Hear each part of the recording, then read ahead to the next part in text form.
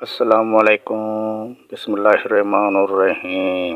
حضرت ابو ہریرہ رضی اللہ عنہ سے روایت ہے کہ ہم رسول اللہ صلی اللہ علیہ وآلہ وسلم کے ساتھ تھے، اتنے میں ایک دھماکے کی آواز آئی۔ رسول اللہ صلی اللہ علیہ وآلہ وسلم نے فرمایا، تم جانتے ہو یہ کیا ہے؟ ہم نے عرض کیا، اللہ اور اس کے رسول خوب جانتے ہیں۔ رسول اللہ صلی اللہ علیہ وآلہ وسلم نے فرمایا، ایک پتھر ہے جو جہنم میں پھینکا گیا تھا 70 برس پہلے، اب کے دے میں پہنچا۔ رسول اللہ صلی اللہ علیہ وآلہ وسلم نے فرمایا، انسان کبیرہ گناہوں سے اجتناب کر رہا ہو تو 5 نماز، ایک جمعہ سے دوسرے جمعہ تک اور ایک رمضان سے دوسرے رمضان تک درمیان کے عرصے میں ہونے والے گناہوں کو مٹانے کا سبب ہے۔ 2 شخصوں کو دیکھ کر اللہ تعالیٰ مسکراتا ہے۔